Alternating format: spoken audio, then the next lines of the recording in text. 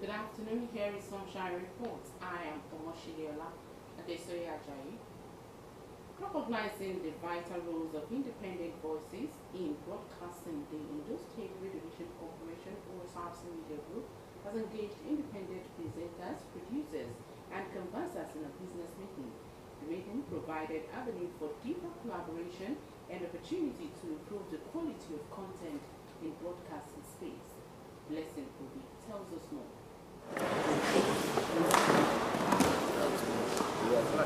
Content providers, independent producers, and canvassers gathered for a business meeting with the management of the Ondo State Radio Vision Corporation, Osrc. These freelancers play vital roles in enriching the station's programming and boosting advertising revenue through engaging content. The visit to the station was to reinforce collaboration for more effective use of the broadcast space. Director of Programs, Sunshine 96.5 FM, Alalaye, Bukola Ogunkwa, described the gathering as a platform for valuable insights and renewed commitment. This gathering is more than a routine meeting. It is a platform for meaningful dialogue, a space where we evaluate our progress, share insights, explore new ideas, and co-create solutions that will shape the future of our broadcasting efforts. You, our independent presenters, producers, and canvassers are the lifeblood of our outreach and engagement. Whether you are the voice behind the microphone, the creative force behind the scenes, or the bridge between us and our advertisers, your roles are invaluable. With a call for stronger collaboration, Director General of the Osrc Media Group, Kenneth Odushola Stevenson, expressed appreciation for their collaborative spirit and synergy that have kept the station thriving. It is you, the canvassers, that help us to stay afloat, because without you, we might not be able to meet our daily budgets, because we must have content and we must have adverts to be able to run. I express my deepest appreciation for your role in this significant and magnificent tapestry of partnership and collaboration. Together we will continue to shine brighter, illuminating the path to a brighter, more prosperous future. I would like to say that since our coming on board, we have made some changes so that your marketing and your partnership can be more valuable to us. I know that very soon, we shall innovate on more things that will make your work also a lot easier. For instance, you can now see that we are broadcasting from the hours of 5 a.m. to 12 midnight. The meeting also featured a session on presentation ethics, emphasizing professionalism, proper language use, and scripting as key components of quality broadcast content. It is paramount of us to make sure that we display our job as a professional. Interactive sessions provided an avenue for freelancers and presenters to share their thoughts, with many calling for better workspace and tools to improve program delivery. At the heart of the discussions was a shared commitment to reposition the Osrc Media Group for better service to the public. Blessing Obi, Osrc News. The Ondo State chapter of the Councillors Forum has sworn in 9 new executive members drawn from its 203-member body. This strategic move is aimed at fostering unity, strengthening the platform, and ultimately enhancing grassroots representation in the state. Osrc's Abidemi Akintoye reports as presented from our studios. In a bid to deepen grassroots governance and promote unity among councillors, representatives from the 3 senatorial districts of Ondo State have inaugurated a 9-member executive committee. At the inauguration ceremony, new zonal chairmen emerged. They include Joseph Kolade as chairman of Ondo North, Fashua Orisumbare for Ondo Central, and Afolabi Osha for Ondo South, among other elected officers. The newly sworn-in executives pledged to work collaboratively to promote the interests of the councillors and the communities they serve. want to amplify our voice, champion our common interests, and make sure that we support the state-led government to deliver the dividend of democracy to the grassroots. As you understand that we are the process person to the people. So it's one of the reasons why we come together. We are to ourselves to champion our common interests. Our coming together, it is not for anything else than forming a united arm. Coming together in unity, coming together to forge ahead in the government of Ondo State. The chapter's treasurer, Samuel Akinshulu, highlighted the primary aim of the new leadership to mobilize councillors towards collective goals that benefit their constituents. We want to mobilize ourselves to know what is going in the government, to have something for our people, because we are the grassroots, we are the grass mobilizer. Ondo Central Chairman Fashua Orisumbare stressed the need for unity and urged members at the grassroots to rally behind the new leadership to ensure their collective efforts produce meaningful results. My advice for the people of my grassroots, from my work, from different local governments here from these states, is that I want us to be united and to be supporting to what the government is doing in the state, so that the state will be moving forward, everybody will get what they need in the state. The inauguration of these new executives is expected to bring fresh energy and innovative ideas to the forum, enhancing its capacity to respond to community needs. With a renewed focus on unity and cooperation, the Councillors Forum is positioning itself to make lasting impacts across Ondo State. Abidemi Akinrotoye, Osrc News. Ondo State Governor Dr. Services Administration remains committed to ensuring that every child is in the state has equitable access to quality education and the opportunity to thrive regardless of background. Speaking at the official flag off of the distribution of instructional materials and schools equipment to public, private, primary and junior secondary schools across the 18 local government areas of the state, Governor Ayedatiwa described the occasion as more than ceremonial, calling it a significant stride towards reshaping the educational landscape in Ondo State. The governor announced that his administration has successfully accessed the UBEC fund up to 2024, leading to major infrastructure development and procurement initiatives made possible through prompt payment of counterpart funding. Metal's correspondent Wahaba reports from our studios. In a move to boost education and sports development in public schools, Governor Lucky Ayedatiwa, accompanied by members of the State Executive Council, flagged off the distribution of instructional materials and sports equipment held at St. James Mega Primary School in Akure. The event drew key stakeholders from the education and sports sectors and marked the implementation of 2023 and 2024 UBEC intervention programs. Welcoming guest, the chairman of the State Universal Basic Education Board, Victor Labinton, thanked the state governor for prioritizing education through consistent counterpart funding and policy support. He underscored the target of achieving a 1:1 textbook to learner ratio and called on stakeholders to make judicious use of the distributed materials. We came first overall in Abuja. Ondo State came first. But one of the demonstrations we are doing here today is for those pupils. Catch them young. If we catch them young, they can go places. They can be better Muduba Oshikoyas tomorrow. They can be better anybody tomorrow. Therefore, at the primary school level, we want to catch them young. So that as we are catching them young, they are maturing into other cadres. They can from there go international. In their goodwill messages, several speakers praised Governor Ayedatiwa for his ongoing effort to strengthen the education sector and encouraged continued support for his administration. Not demonstrated interest by being present here. I'm not surprised, because when there is anything that has to do with counterpart funding, which you beg, Ondo State is one of the first states to contribute their own fund. Mr. Governor has other appointment, but because of the premium he placed on basic education and on this program, he sacrificed other assignments to be here today so that to flag up this event. We say thank you so much, sir. You are punctual. This is a very big score, which we must apologize you for.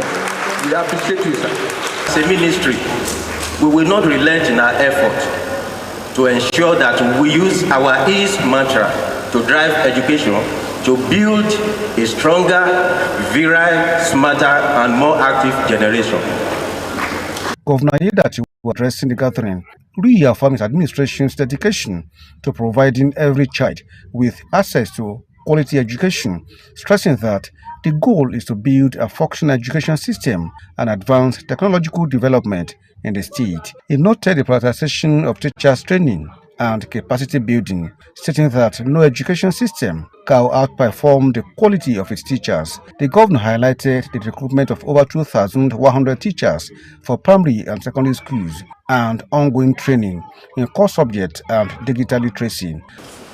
Today's event is not just about handing out books and sporting materials, but it represents a strong message to the general public of this administration about commitment to building the future where every child, regardless of his or her background, has better access to quality education and opportunity to thrive in life.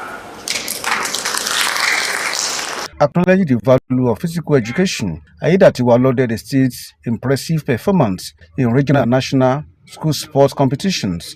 He announced the distribution of sport equipment including football kits, chessboards, swimming kits, badminton rackets, and table tennis sets to 52 basic schools. Instructional materials distributed include over 75,000 textbooks and literary resources in subjects such as English, basic science and technology, history, national values, and computer studies. Android tablets loaded with up-to-date educational content were also part of the package. Here, distribution of these instructional and sport materials in the name of the Father, of the Son, and of the Holy Spirit. In a symbolic gesture, Governor Aiyedatiwa demonstrated his table tennis skills and joined pupils in a classroom exercise using the topic drugs as a learning subject. The event also featured cultural performances and rhythm recitation by pupils. Also, the Ondo State government has emphasized the importance of giving equal attention to both boys and girls in shaping the future of society. Addressing a procession of male students at Uyemekun Grammar School and Aquinas College in Akure, the state capital, Special Advisor to Governor located on Women Affairs, Dr. Osrc, maintained that every child, regardless of gender, deserves equal care and attention. Memorial Language reports. For years, advocacy and development programs have primarily focused on the girl child. However, the Ondo State government is now taking deliberate steps to ensure gender equality, recognizing that both boys and girls play vital roles in the growth and stability of the nation. As part of this initiative, the Ministry of Women Affairs and Social Development, led by Dr. Osrc, has begun a sensitization campaign targeted at boys in public secondary schools across the state. As early as 7 a.m. on Thursday, the team visited Uyemekun Grammar School, addressing students during their morning assembly before proceeding to Aquinas College, ensuring the students receive accurate and impactful information firsthand. Dr. Osrc reaffirmed the Aiyedatiwa administration's commitment to gender inclusiveness, stressing that everyone, regardless of gender or social status, is entitled to quality governance. The essence of identifying these unique needs and the unique challenges being faced by you all is to find solutions to them, so that as young boys, you can grow up to help yourself to navigate through life skills and become better human beings. She added that all boys' schools across the state would be reached in the ongoing campaign. According to Mr. Governor, all children are important, both girls and boys. It simply means as indigenes or residents of their states. It doesn't matter your gender, whether you are a girl or you are a boy. We should treat you with equal measure.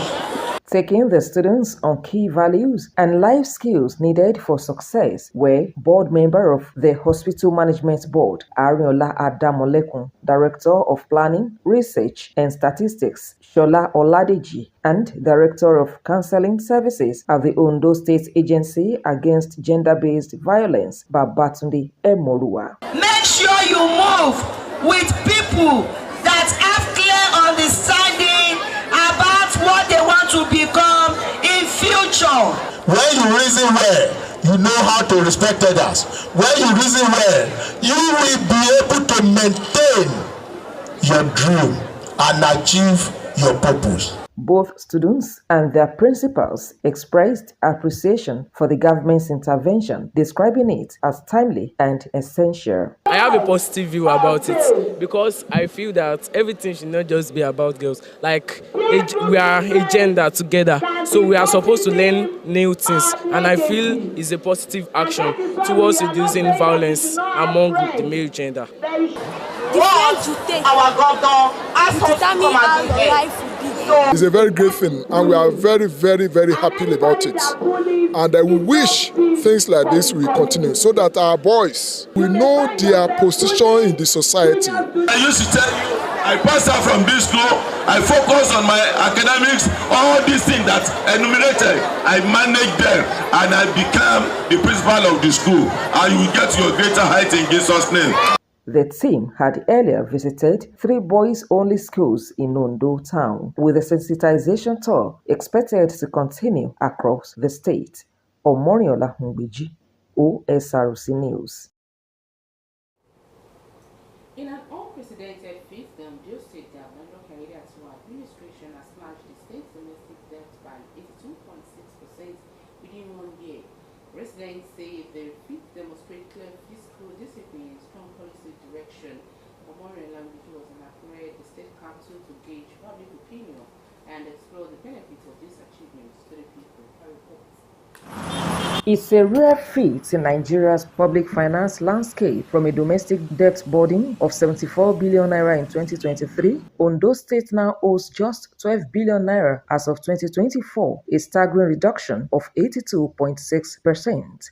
According to the latest report from the Debt Management Office, no other state in the Federation has matched this record, as Ebonyi comes next with a 76.2% reduction. Public analyst Bolu Esho welcomed the development, stressing that incurring debt without tangible outcomes amounts to nothing. I prefer that the state government spends the entire money that we have in the coffers then with, development or infrastructure, commensurate infrastructural development. Yeah, I prefer that rather than saving money and then we have nothing to show for it and the people are suffering out there. It's the reason they are there is to spend the money for the people and for the development of the state. So it's a good thing that at least they didn't incur debt and having nothing to show for it. To Babatope Okeowo, reducing debt is commendable, but he believes borrowing remains a necessary part of governance and should be channeled into impactful fiscal projects. Even USA, as big as its economy is still owing. All countries all over the world are owing. So no state is not an exception. So reducing it is good, but what we want is not just for the debt to be reduced, but for government to use available resources for the benefits of the citizens. Are you getting my point? For instance now, as we are not even owing. Yes, very good, we are not owing. But we need money for roads, we need money for hospitals. We need money for other social infrastructures. And there's nothing wrong if the government borrow this money and use it to do all these things. Chairman of the Ondo State Internal Revenue Service, Bayo Rojugbokon, described the achievement a significant development that has elevated the state's reputation among Nigeria's sub-nationals. Debt is part of our GDP, it's an input to our GDP. So if we reduce our debt, it means that we have increased the computation, the basis for computation for our GDP. And that means Ondo State is placed at the highest third in the committee of subnationals in Nigeria. And no wonder there's news about it that Ondo State is about the first state in Nigeria to have done that, have achieved that. Well, it depends on the policy of the governor, and the governor has shown to us that he meant well for the state. So he wants to have a clean book for the state to start afresh, to take a different leap for what others believe to do. So the benefits is so much. For instance, now we have investors that will believe more in the economy of Ondo State. A lot of investors will come to Ondo State. A lot of other financial institutions too, local and international, we want to approach Ondo State because we have shown we have shown to the whole world that we are not interested in owing. That when we owe, we use it for development and we pay at the right time. Since assuming office in December 2023, Governor Ayedatiwa has prioritized the clearance of salary backlogs, gratuities, and payments to contractors, restoring public and investor confidence in governance. Now that Ondo State has set a new benchmark in subnational fiscal discipline, stakeholders are keen to see how this momentum will be sustained. For now, the state stands tall as a model for prudence in governance. Omoriola Hungbiji, Osrc News. And that's Sunshine Report. Thank you so much for watching. Good afternoon.